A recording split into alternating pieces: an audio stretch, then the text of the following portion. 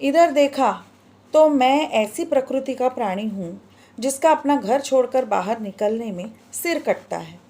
यही कारण है कि सवेरे के समय अपने छोटे से कमरे के मेज़ के सामने बैठकर उस काबुली से गपशप लड़ाकर बहुत कुछ भ्रमण की बातें का काम निकाल लिया करता हूँ।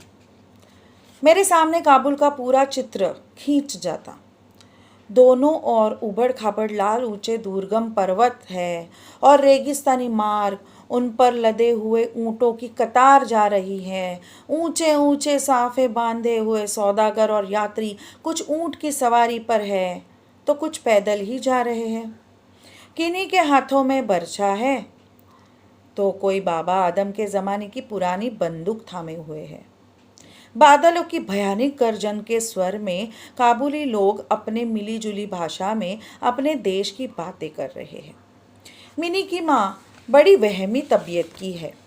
राह में किसी प्रकार का शोरगुल हुआ नहीं कि उसने समझ लिया कि संसार भर के सारे मस्त शराबी हमारे ही घर की ओर दौड़े आ रहे हैं।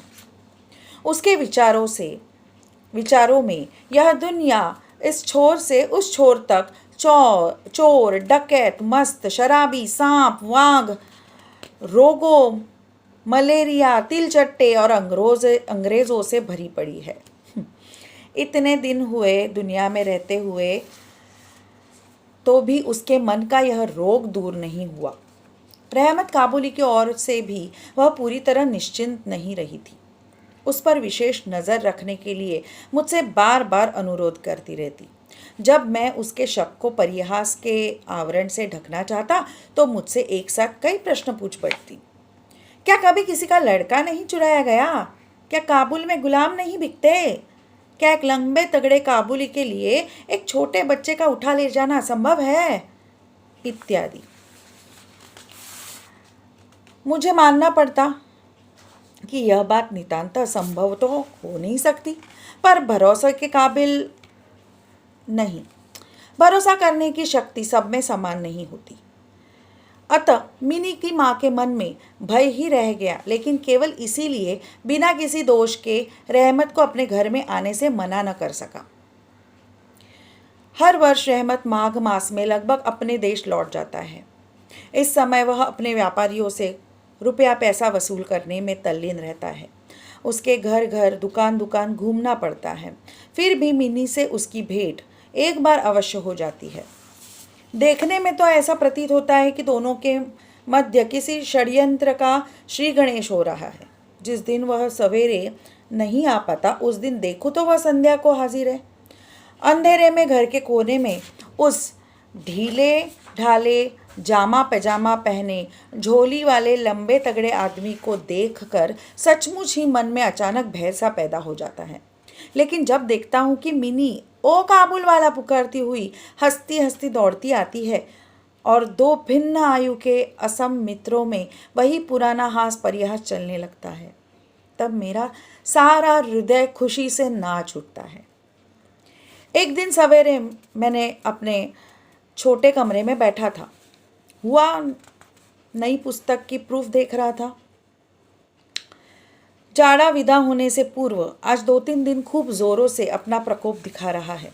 जिधर देखो उधर जाड़े की ही चर्चा है।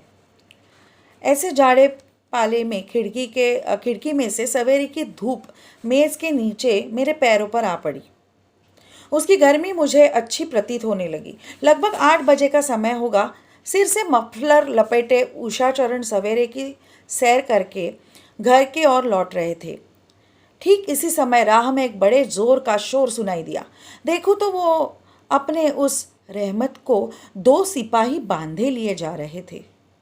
उसके पीछे बहुत से तमाशाई बच्चों का झुंड चला आ रहा है। रहमत के ढीले ढाले कुर्ते पर खून के दाग है और एक सिपाही के हाथ में खून से लथपथ छुरा। मैंने द्वार से बाहर निकलकर सिपाही को रोक लिया। पूछा, क्या बात है? कुछ सिपाही से और कुछ रहमत से सुना कि हमारे एक पड़ोसी ने रहमत से रामपुरी चादर खरीदी थी। उसके कुछ रुपए उसकी ओर बाकी थे, जिन्हें देने से उसने साफ इनकार कर दिया। बस इसी पर दोनों में बात बढ़ गई और रहमत ने छुरा निकालकर घोंप दिया। रहमत उस झूठे बेईमान आदमी के लिए भिन्न भिन्न प्रकार के अपशब्द सुना रहा था। इतने में काबुल वाला, ओ काबुल वाला, पुकारती हुई मिनी घर से निकल आई। रहमत का चेहरा क्षण भर में कौतुक हास्य से चमक उठा। उसके कंधे पर आज झोली नहीं थी, अतः झोली के बारे में दोनों मित्रों की अभ्यस्त आलोचना न चल सकी। मिनी ने आते के साथ ही उससे पूछा, तुम ससुराल जाओगे? रहमत ने प्रफुल्लित मन से कहा, हाँ, वही तो जा रहा हूँ। रहमत ताड़ गया कि उसका यह जवाब मिनी के चेहरे पर हंसी न ला सकेगा। ये हुआ भाग 3। आगे का भाग देखने के लिए मैं फिर से एक नया वीडियो लेके आऊँगी।